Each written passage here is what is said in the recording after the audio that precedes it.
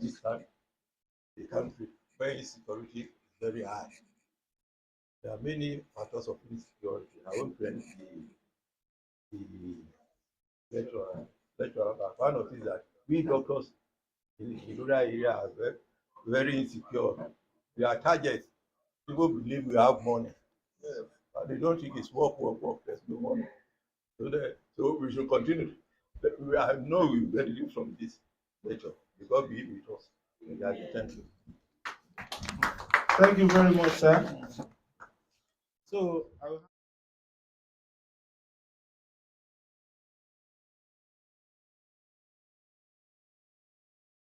thank you very much. Okay, so I've been privileged to commence this evening lecture. So on the impact of insecurity, right? The yes, the impact of insecurity on rural medical practice, and we have the privilege of having our speaker for today in person of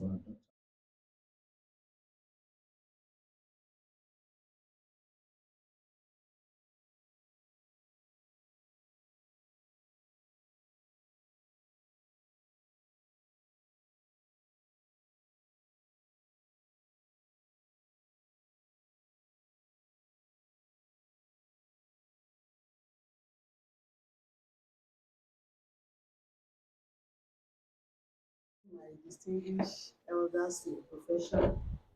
I want to appreciate us for giving me this platform this evening to share with us a burning topic in public discourse, which affects everyone, whether we are healthcare providers or we are just innocent citizens across the country.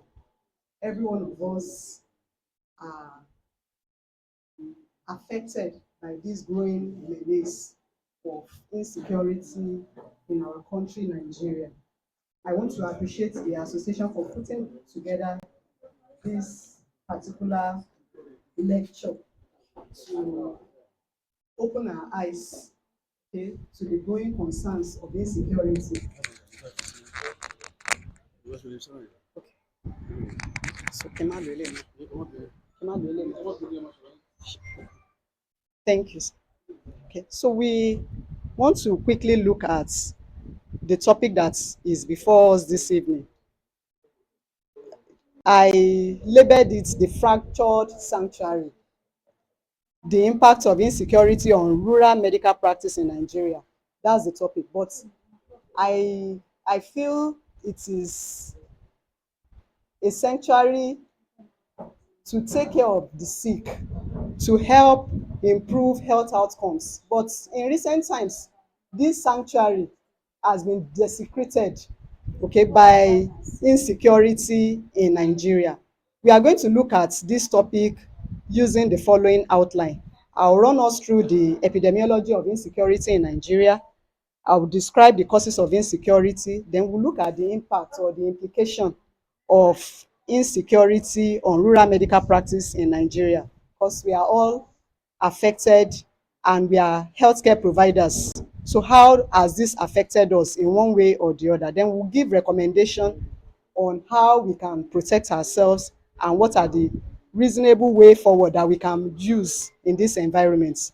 And then we conclude the presentation. Now, as introduction, insecurity is a significant global issue. It's not only in Nigeria. In fact, across West Africa, we have a growing concern for insecurity. Okay, whether it is Mali, whether it is Cote d'Ivoire, whether it is Ethiopia, we have this insecurity growing by the day. And rural communities in Nigeria are even worse hit because this is where you have the vulnerable population residing. And of course, this has brought about a lot of concerns, looking at our health indices, looking at the socioeconomic and infrastructural decay that are very, very pronounced in the rural areas. So we have this challenge ongoing, then it is now compounded by this new problem called insecurity. Now, the nexus of security, insecurity, health, and sustainable development is a complex one, and you cannot really disintegrate one from the other. If there is insecurity, there is no way health and health outcome of any nation can improve, and that is a fact. And there is no way sustainable development will happen in any nation where you have insecurity. According to Berland 2005, he defined insecurity as a state of fear or anxiety stemming from a concrete or well confounded lack of protection. Okay, and insecurity is said to be a state of instability characterized by threats to life, property, and poor society order. The primary healthcare system, which is said to be a valuable tool for achieving care in Nigeria, is currently under threat as a result of the menace of insecurity, as most of these PHCs serve the people in the rural community. The advancements we have made so far in the health system and in the education sector is affected significantly by this insecurity that we are talking about today. Before the start of the hostility, the insurgency in Nigeria in 2009, Nigeria has made remarkable progress in trying to achieve the Millennium Development Goal, which was handed over to us by the United Nations and was supposed to span a period of 15 years between 2000 and 2015. And all the efforts, all the progress that we have made, okay, significantly began to reduce when insurgency started in 2009. And from this period, we've been grappling with ensuring that we meet these goals. Unfortunately, Nigeria was unable to achieve MDs, and now we have Sustainable Development Goal. And of course, that was handed over in 2015, and we are supposed to have a terminal point by 2030. But with the way things are going, it's looking like a mirage if we are ever going to be able to achieve most of these goals that have been handed over to us. Now, let's look at the epidemiology of insecurity in Nigeria and how it has affected lives.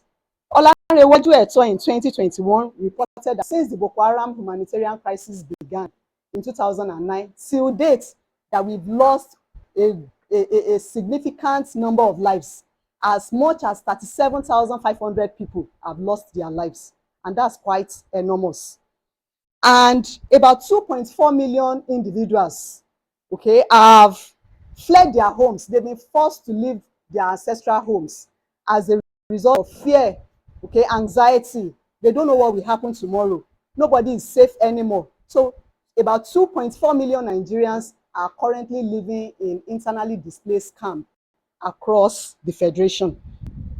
Now we have a new wave, okay, another dimension of insecurity in the name of armed banditry.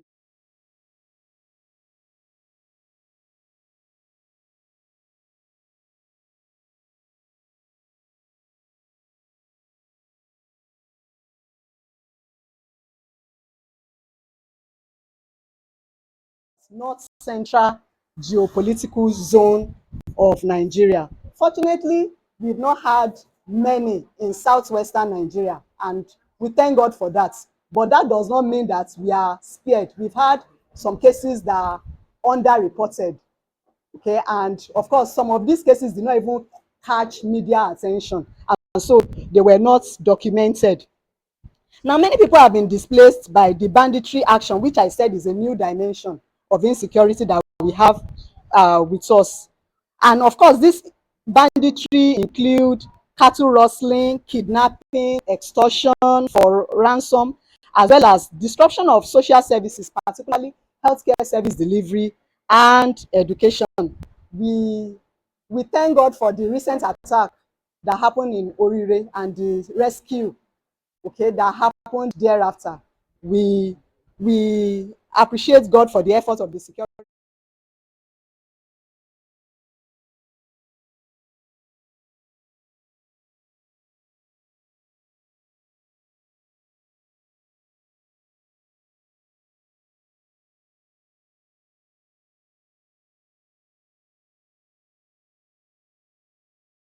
heat.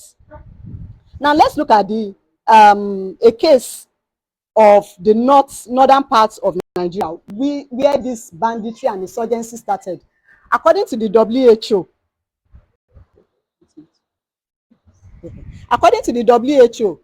out of about 743 healthcare facilities in the northeastern parts of Nigeria, we have as much as 35% of them destroyed by insurgency, by banditry, and we have 29% of them partially damaged, affected.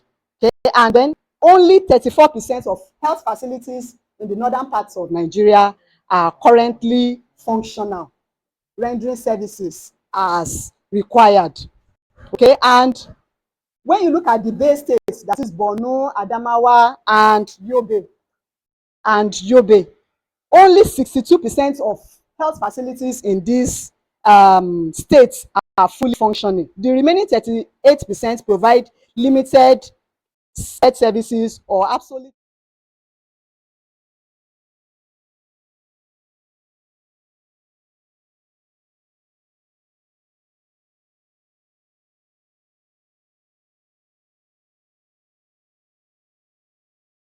Now soft targets. And like Baba said when he was introducing this session, that it is perceived that health workers are rich, that we are affluent members of the community, and so we become soft targets. And of course, most times when health workers are kidnapped, ransom are demanded.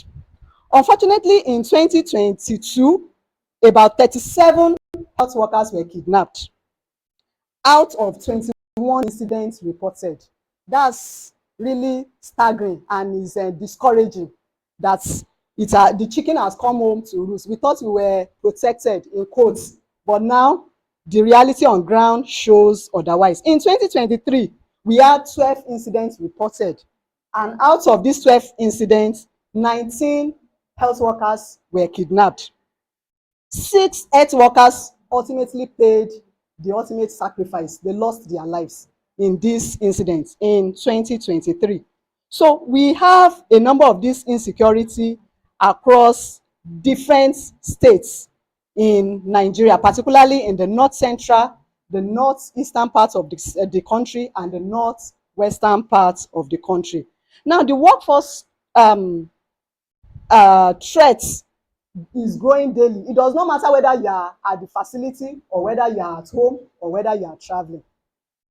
If we look at the case of Dr. Ganiyat Pokuola, who was kidnapped in 2024, yes, her husband and nephew were kidnapped with her at their place of residence.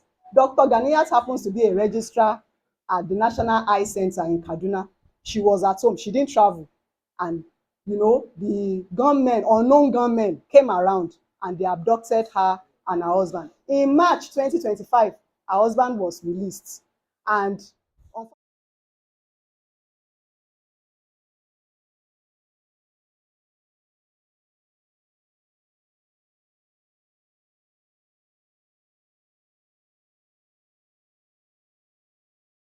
ended up spending 10 months in captivity before she was eventually released. When we are traveling, we are also at risk. Okay, the rural roads make it even much more unsafe for health workers. Most times when you travel on those roads, they are usually deserted. Yesterday I went to Jabata, where we have one of our rural stations under Lautech Teaching Hospital, and I took somebody along when I was going, and the person was asking me, doctor, is this how you travel? I said, yes, this is how we travel. He said, this road is lonely. I said, it's only God that has been protecting us. So he was concerned that if I have to travel alone, and I do that at least once in a week, so we are at risk when we are traveling to and fro work. And then we also have facility breaches where health workers are right on duty, and then these gunmen come and they invade the facility, and sometimes they abduct or kill healthcare providers rendering services in the facilities. Now let's look at the root causes of insecurity in Nigeria. One of the biggest security issues we've had, as I earlier stated, is the insurgency, which started as far back as 2009 and up till now in year 2026, almost 2 decades afterwards, we are still grappling with this menace. The insurgency has targeted public infrastructure, schools, buildings, government property, including health facilities, which has resulted in the closure of many health facilities, particularly in the rural area, where governments cannot guarantee security for healthcare providers. And of course, we can say the government has failed, isn't it, in that regard? Because security is supposed to be a fundamental human right, and it's supposed to be the responsibility of the government, but they have failed us in that regard. Do you want me to?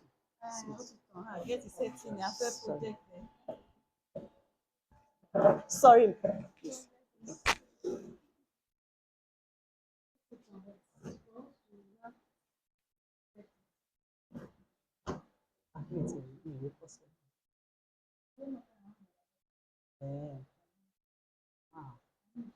Okay.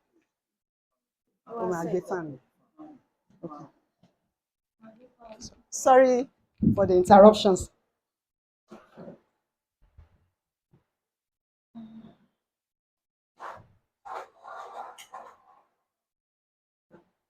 So Achumba and Akpo in 2013 said the main causes of insecurity in their study are not limited to lack of institutional capacity resulting in government failure, pervasive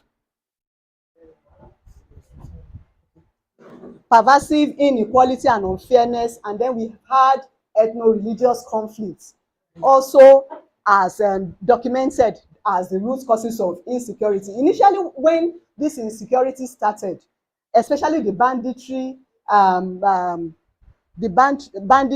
attacks, people were said to be profiling a particular ethnic group, the Fulani group, that it's farmers elders clashes. So they were coloring it, they were giving it different names. And at the end of the day, because we were not doing the needful, this further declined. And of course, it spread to other states in the northern parts of the country and even in the southern parts of the country. So we've had cases where farmers went to the farms and they did not come back again. And we've had reports where communities engaged these individuals, and there were reprisal attacks, and most young people in the community were brought down in the prime of their life as a result. Okay, we have the surge of banditry in the northwestern part of Nigeria, okay, stemming from cattle rustling, maiming, kidnapping, killings, displacement, and of course this disrupts socioeconomic activity and has complicated life, every aspect of life in the affected area. Other sources of insecurity, okay, include weak security system or architecture. Most times when health workers report threats, or even community members report threats that they feel there's likely to be an attack, the response of the security system are not encouraging, and most times they do not even show up until the attack has taken place. And then we have the rural urban drift, social irresponsibilities of companies to the local areas where they are supposed to be operating, unemployment, and all other vices are said to be responsible for the growing insecurity that we have in Nigeria. It is said today that Nigeria is the poverty capital of the world. We have as much as 79% of the population living in abject poverty, living below the poverty line. And of course, this has also contributed to insecurity experienced across Nigeria, and particularly within the rural areas. Now, let's look at the impact of insecurity on health and health services in Nigeria. Like I said earlier, that security is a prerequisite. If we are going to be able to carry out our responsibilities, our duties as physicians, we also need to be secured first. We need to be guaranteed of our safety. Yes, we want to do our work. We are proud to be doctors. We are proud to be health workers. But if our security is not guaranteed, I'm not sure any one of us will want to stick out our neck or risk our life to render services. Now, the impact of insecurity on health services in Nigeria can be direct or indirect. We have the direct effects of insecurity, which I'm going to run through shortly. Can you follow me? Okay, so the direct effects of insecurity, for instance, can only be negative when we look at the impact on the health status of the individual victims. We've had cases involving doctors, like the case of Dr. Ganiyat that I mentioned. We've also had one reported by a senior colleague traveling between Osogbo and Ido-Ekiti. He was abducted, and for 1 week, we were trying to raise ransom to secure his release. And eventually, God was merciful to him and he was released. So we've had these cases, and it was a traumatizing one for the people involved. Dr. Ganiyat currently has sought asylum and has left the country. So we've lost another person as a result of this menace. Now, we have worsening health indices as a result of insecurity that we are talking about today. We have estimated 82,000 maternal deaths in 2020 alone, and this is approximately 28.5% of all maternal deaths globally. So Nigeria is contributing as much as that to the global maternal death indices. Also, if you look at the infant mortality rates in Nigeria, it is still very dire, standing at about 87 deaths per 1,000 live births, while under 5 mortality is said to be about 110 deaths per 1,000 live births. This is still enormous, and it is a far cry from our set goal if we are looking at all the targets under Sustainable Development Goal, particularly Sustainable Development Goal 3. Poor immunization coverage.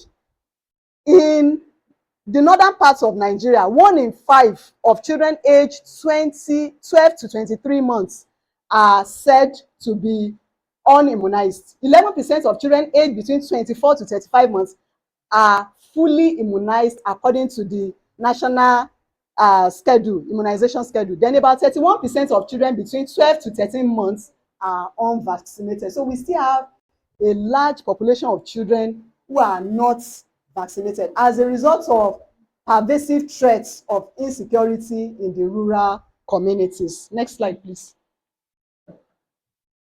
So this is just a pictorial evidence showing what I've said. Next slide.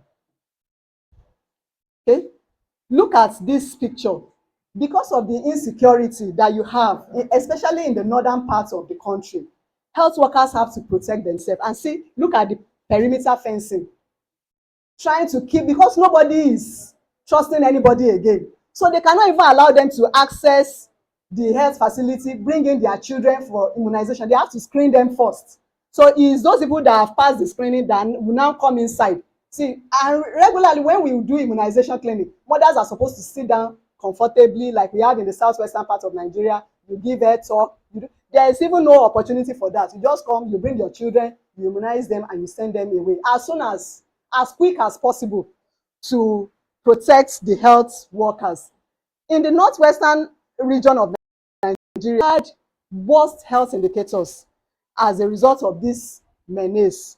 Okay, diphtheria outbreaks have been reported, particularly in states battling insecurity. Borno, Adamawa, Yobe have contributed significantly to this burden because of inability to reach a large number of unimmunized children. UNICEF in 2022, in a study conveyed, found out that severe acute malnutrition rates are growing by the day. UNICEF also reported that a number of children in the northern part of Nigeria are out of school. About 30 million of children who are of school age are currently not in school, and then they now have a double burden of malnutrition, doubling from 75,000 children reported in December 2021 to about 531,000 children in the 2022 season. So you see that we are not doing well when you look at some of these indices. And people in low income community face this hardship daily, often resigning themselves to traditional medicine or remedies and ineffective treatments because of the absence of professional healthcare workers like you and I. Let's look at the indirect effects of insecurity. Relocation fear and kidnapping, very alive, particularly in the northern parts of Nigeria, now in the southwestern part of Nigeria, because nobody saw Orire abduction happening. We did not see it coming at all, and suddenly we found ourselves grappling with the fear that came with that attack. Okay, high rates of banditry and kidnapping have continued to instill deep fear among medical personnel, particularly in the rural community. And of course, each time I want to travel to Jabata, I pray. Now I pray more than I used to pray when I started going last year. So it's there's this anxiety when you are traveling. Oh, will I come back? Will I go safely? Will there be an episode and the like? So we are constantly living in fear, in anxiety. Workforce flights and mass exodus. People are now leaving rural and semi-urban communities. And of course, some of these facilities are grossly understaffed. And now you now have more people trying to look for take their trade somewhere else where they are rest assured that their safety is guaranteed. Okay, and of course, the few health workers left in those facilities are overburdened, and they experience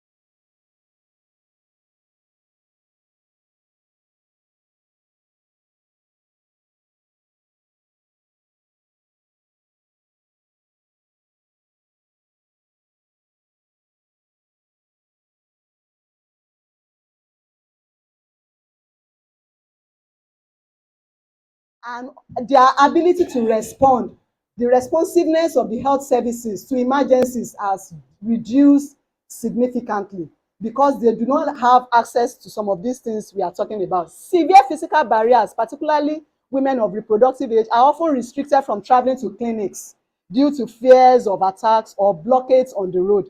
There are some health facilities in the northern parts of Nigeria that are hard to reach, that if you need to travel to access such place, you need security forces or security personnel to escort you. And so because of that, some communities would rather stay back rather than risk their life to access health services. Displaced population, a number of communities are living, I said about 2.4 million Nigerians are currently living in internally displaced persons camp. And of course, these people are at risk of what?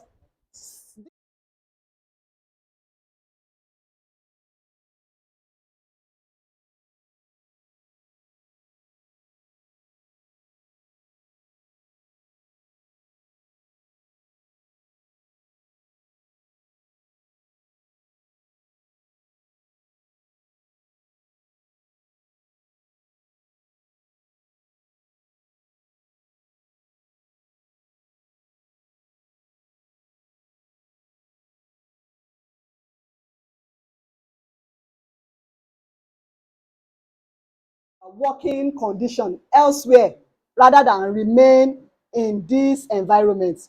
The drastic reduction in health service delivery in terms of working hours. There are some facilities that are open only in the morning now.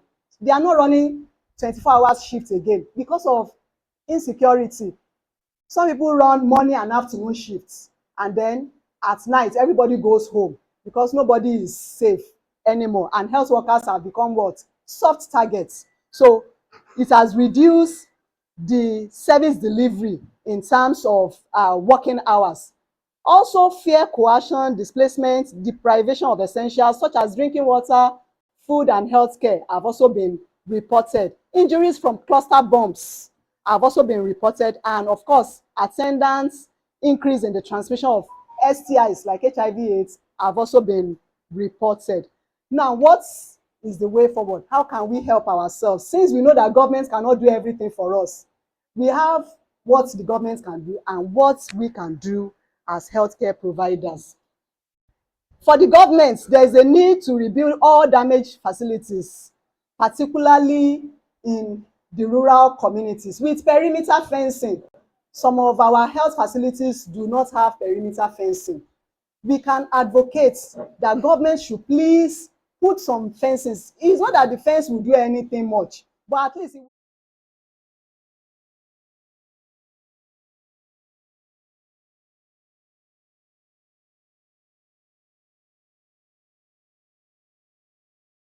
securing the health facilities using perimeter fencing, and then community trust and integration. We need a collaboration with the local leaders, the community leaders, the stakeholders, to bridge delivery gaps and launch educational outreach. We can also help, we can also engage security personnel, the local hunters. For those of us who do not have security apparatus manning our health facility, it has become very important now that we should not have any health facility where there are no security personnel, whether it is the vigilante or it is the OPC.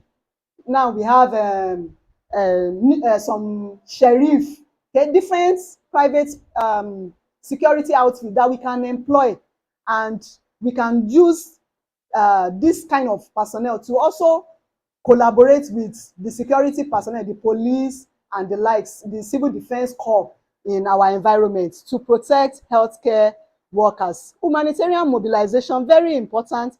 We can also reach out, especially in areas that are hard to reach. We may need to ask for aids from agencies, international agencies, to help us, to protect us, to especially in the delivery of essential drugs in hard to reach area, vaccines, medicines, in equipment in areas that are hard to reach. We cannot do it all alone as health workers, and so we may need to engage.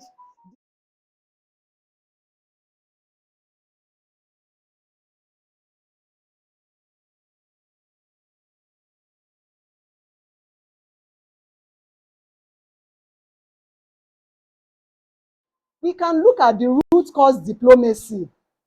How do we ensure that all the factors that we've talked about that are causing increasing insecurity in our land, how do we address some of these things? Okay, how do we engage the stakeholders involved? We have quite a number of associations like the MAGBAN, the Farmer Elders Engagement Forum, okay, where you can engage them and the community affected to look at what can be done to reduce the constant attacks in the community. Because when these attacks happen in the community, the health workers are not even safe enough to want to continue rendering services in such communities. So there's a need to look at conflict resolution, and this conflict resolution should aim at reducing the root causes of poverty and all the factors feeding and increasing insecurity in our land. Now let's look at what we can do as healthcare workers, what we can do to protect ourselves. As much as possible as health workers, we should avoid displaying anything that can give our identities away. We should maintain anonymity. This is the time to hide our heads, if I may use that balance, in local parlance. Okay, so we should not be the ones displaying car stickers, doctor on duty, stethoscope hanging in our cars, ID cards, wearing our scrubs, okay, wearing our ward coats. These are things that can make us easy targets, okay, for kidnapping, for attacks when we are going or coming in. In fact, presently, since the Orire attack happened in my facility at Jabata, our health workers don't wear uniform again. Yes, we don't wear, we wear mufti. So that so that if there's anything, nobody knows who is the patient and who is the health worker. So we've not been wearing uniform since that May attack. So we try as much as possible, whatever can give your identity away, whatever can make you vulnerable to attacks, let's do away with it. We don't need to announce to anybody that we are doctors. We don't need anybody to know now because it is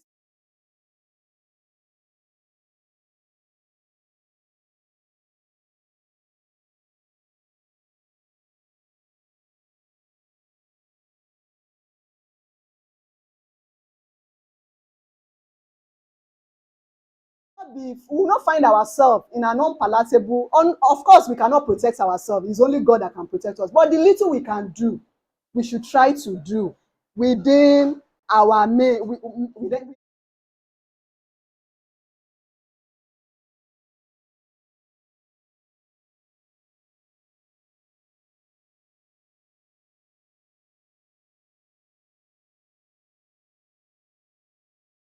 they are the in thing.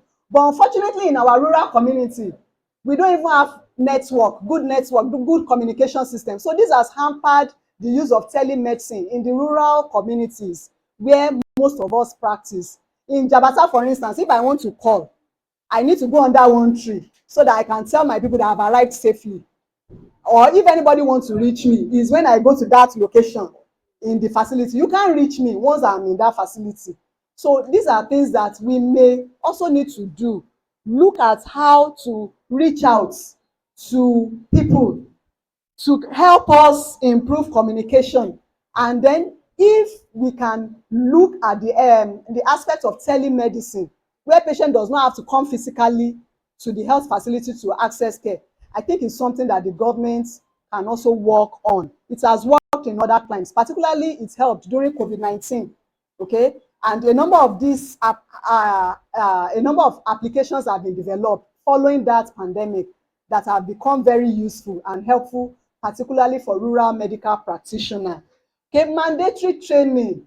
We also must have a form of training in security. Some people will say, which one is that one? I'm a doctor. But we must have some level of security training. We must be sensitive. You cannot just come and sit down in the facility. We must be sensitive.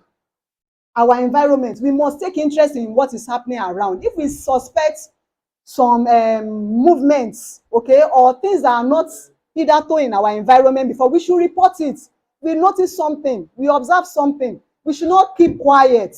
Strange movements in our environment where we work, we should report it. We should not wait until something happen before we say, and last week I saw something, I saw one strange man going around. Any suspicious movement at this point in time should be reported. We should not sweep it under the carpet as nothing. And then we need institutional backing, especially for individuals who have been traumatized, who have experienced kidnapping, who have experienced banditry attack. Sometimes they suffer PTSD, post-traumatic stress disorders, and it takes a while for most of them to recover fully. And so they need a lot of psychosocial support, counseling, psychological therapy, and the likes. These are things that can go a long way to help health workers who have been affected by this insecurity that we are talking about in our environments. Infrastructures can be rebuilt, but lives lost cannot be regained, cannot be recalled. You cannot recall it. And in conclusion, healthcare delivery is crucial in providing the much needed assistance to less privileged people, particularly in the rural areas. Unfortunately, insecurity has continued to affect the provision of basic healthcare services.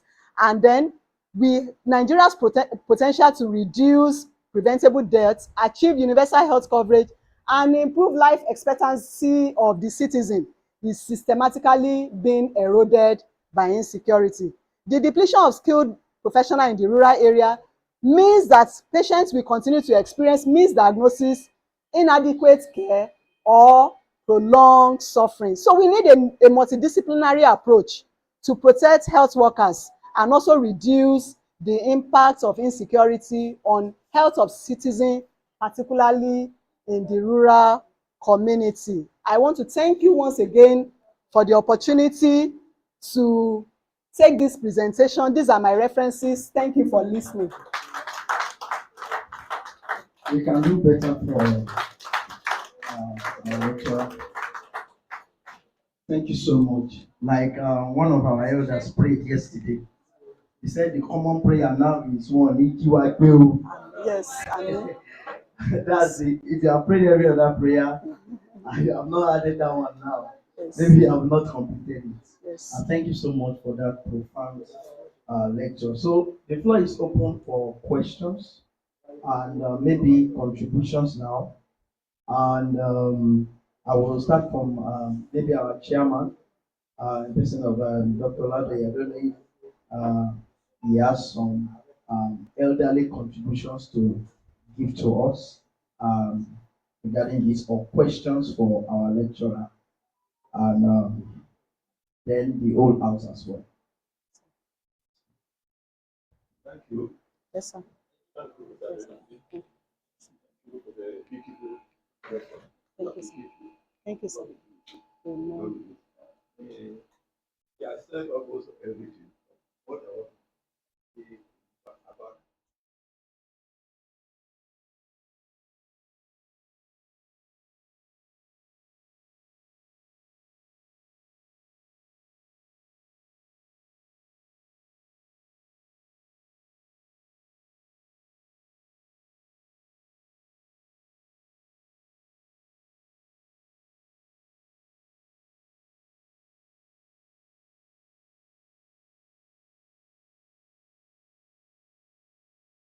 uh, so we are subsidized.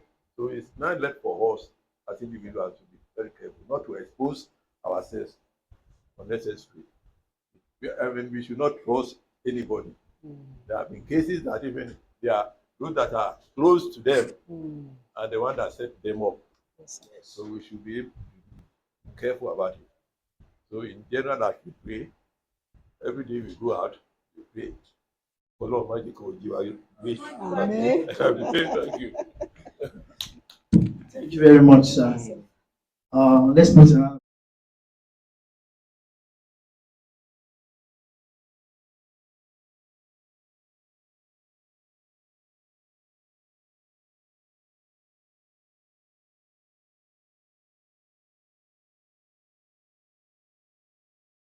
Your own location where you have to go under a tree. Thank God you don't have to climb the tree. Yeah. But I think you should look for devices that will make your place not cut off. I don't know, but I know if you search, you will find. Nobody should make oneself so weak now that you cannot reach out. I was given accommodation in the state where I work posting wise. My accommodation was Nigeria Road. All around me, you have nothing less than 2 plots of land, vacant. So it was me and the boss. My first 2 months' salary, I made sure that I installed a telephone so as not to make myself cut off. That was in the days of landlines. Now, if you now have a phone, and your phone is useless because the network is not covering it, there must be solution. So I don't know, but if those IT conversant fellows are around one should find a solution. The subject of training in security, yes, I think we should also step forward. I remember the last occasion when Dr. Lawan told us his experience. After that, I made a short effort, but I didn't sustain it. I don't see why I shouldn't know how to handle firearms. Handle firearms. Firearms. Yeah, yeah. There's no point. I may be opportune.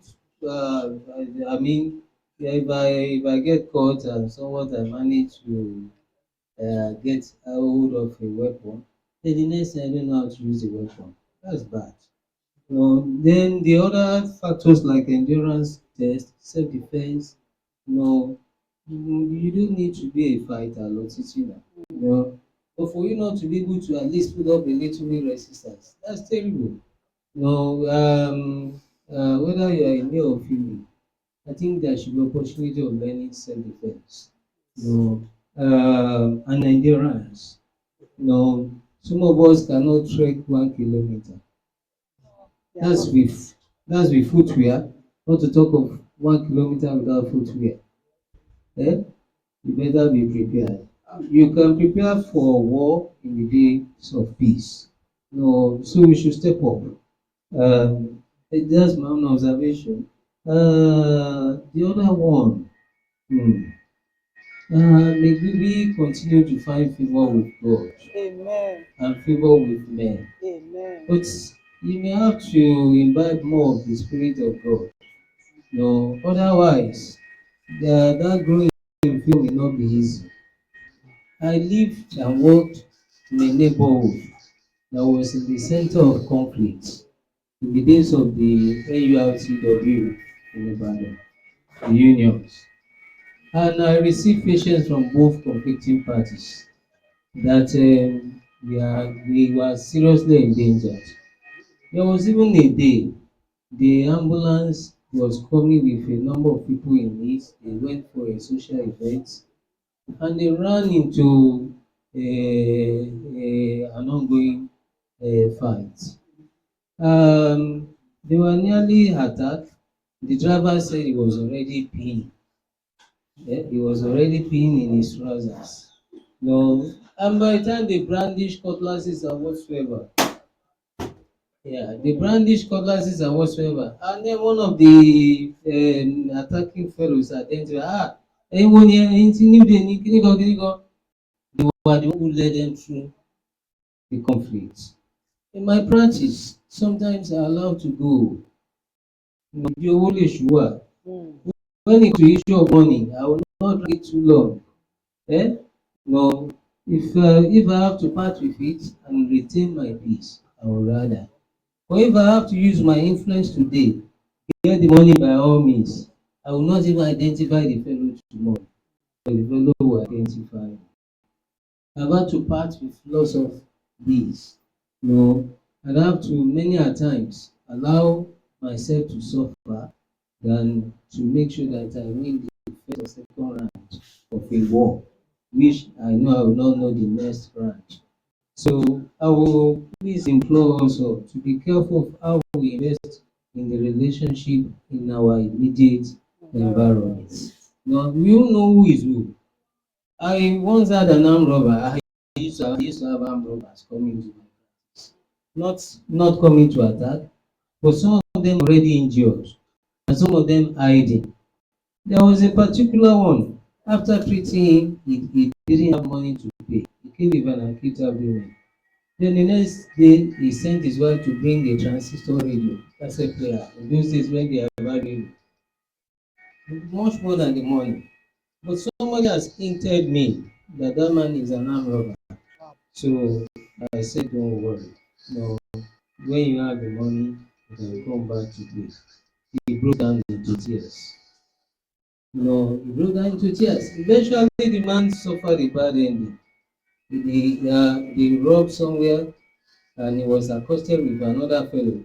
That particular man was telling the other fellow, don't shoot, don't shoot. The other fellow shot. The day they were accosted, they were taken away naked from the neighborhood. No, and nobody heard of them again. No, so sometimes these wicked fellows, no, they also pass judgments. No, but our actions and interactions with them, when we don't even know, may mark us. They mark us for pity or revenge. So please, let's invest. Thank you, ma'am. And lastly, ma'am, is it already listed in the diagnosis, whatever, insecurity? When you started with epidemiology of insecurity, oh my God.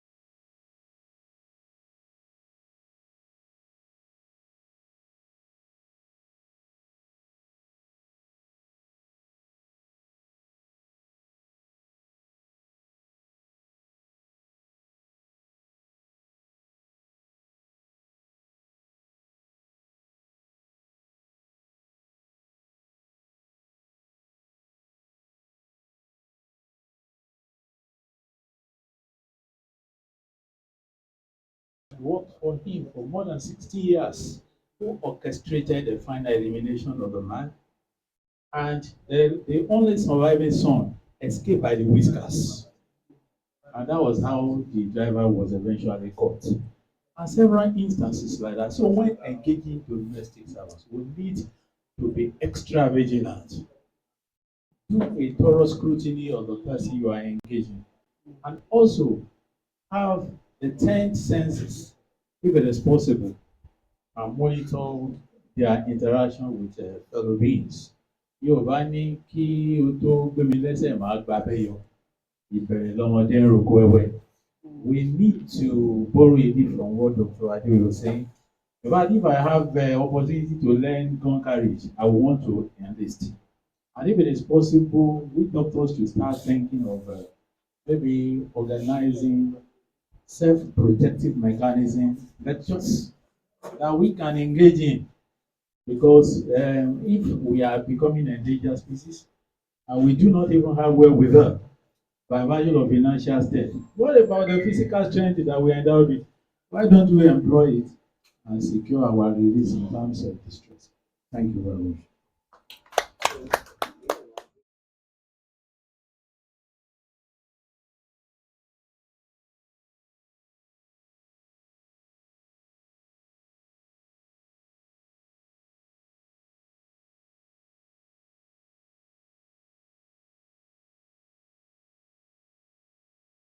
Solution? What do you think about that? Rephrase it, sir.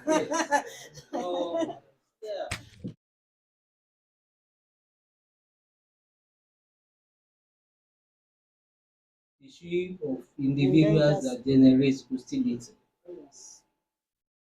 Our image as doctors. I got so passionate.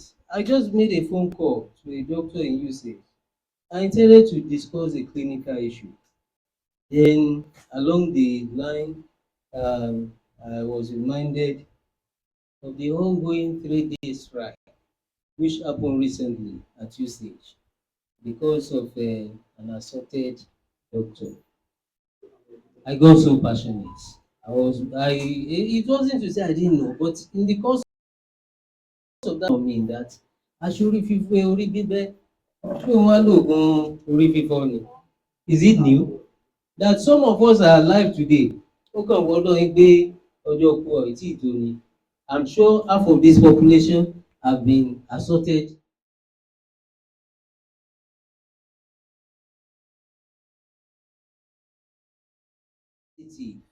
Then why are we going to blame our communities for becoming equally callous? We should be able to conserve that noble image of a doctor. Something is wrong. Something is wrong. Thank God we have a potential chairman or even current chairman. And this is the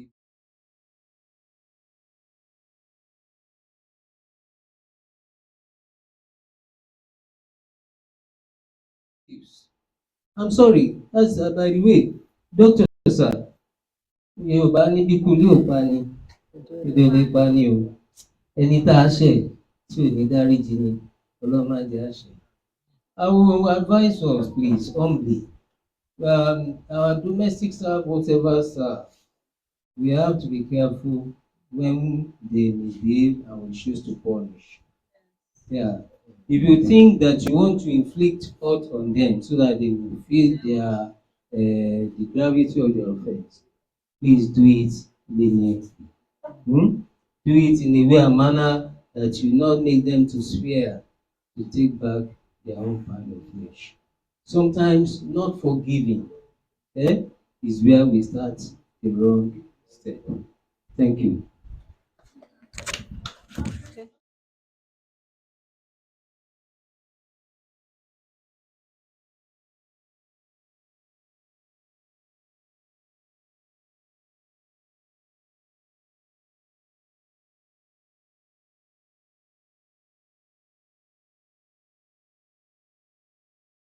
Security agents around us, particularly the officers of Nigerian police force.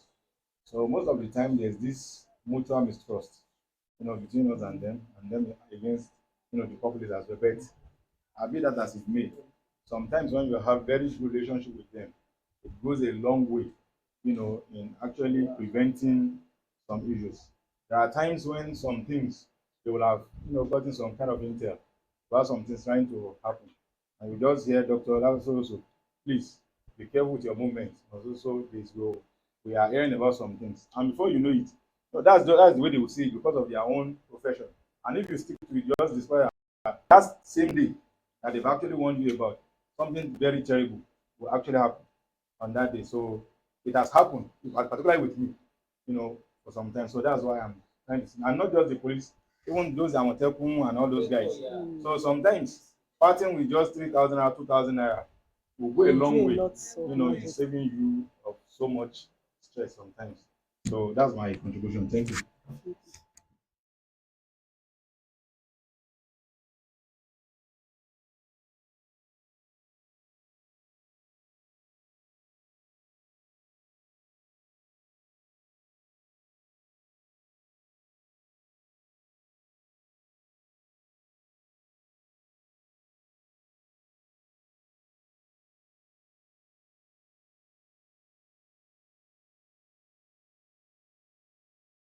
The detention was prolonged, unusually. She spent about 10 months in captivity, and everybody were at their tether end. They've done everything possible. The family had paid some ransom, and it was in public domain, and it was as if nothing was done. And so the association had to take it upon themselves to increase awareness about her plight.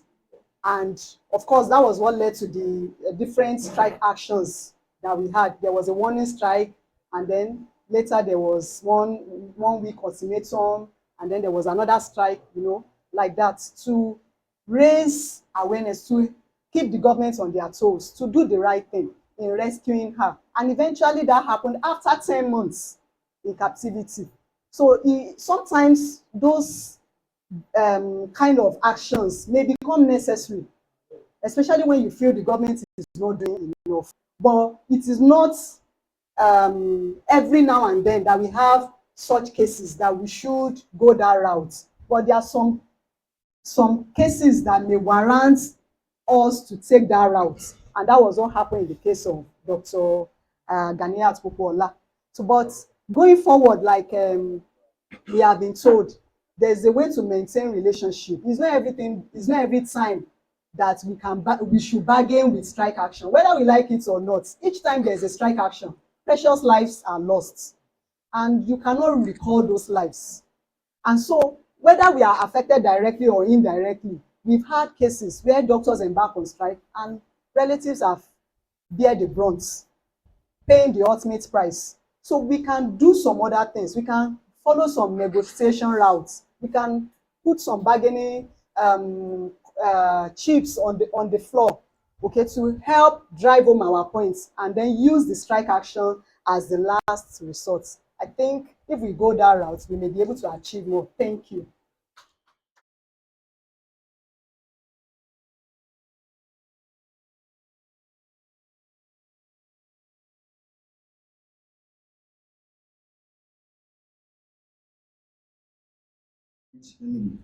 And the proximity of where I stay to my place of work is more or less like a 20-25 minutes drive every day.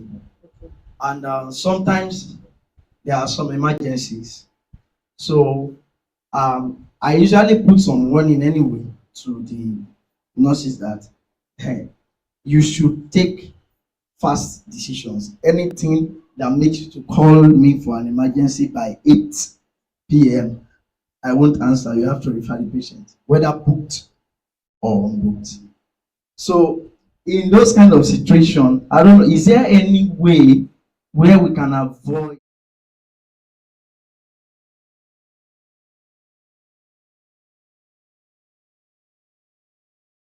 very much proximal to our facility? So is there a way that I know that me, especially in private practice, you don't want to lose maybe some patients.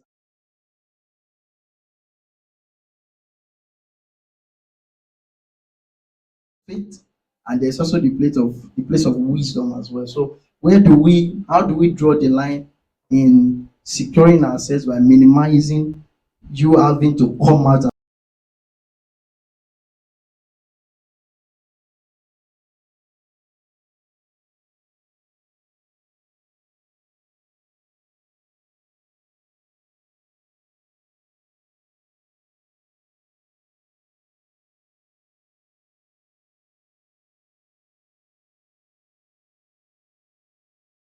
traveling, especially in the middle of the night when you have emergencies. And then in the morning, when the call is over, you can go home, refresh, and then you can come back to work. I think that's one of the most easiest way to solve that problem of going or coming out in the middle of the night, especially during this period that we have a lot of insecurity in the land.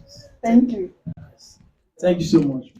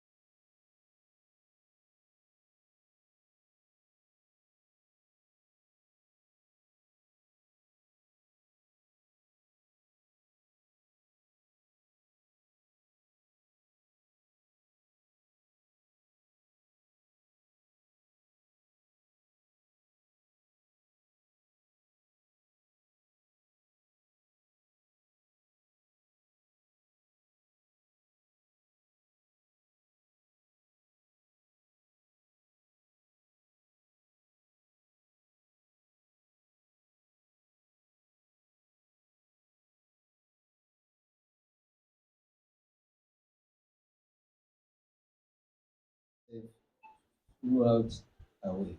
Thank you, sir. No, thank you for all the efforts you put into preparing my lecture, for your presence, and for the wisdom which you have had over the years that you have shared with us. We appreciate your presence. Thank you, This sir. token from the association, kindly receive. Thank you, sir. Yes, sir. Thank you, sir.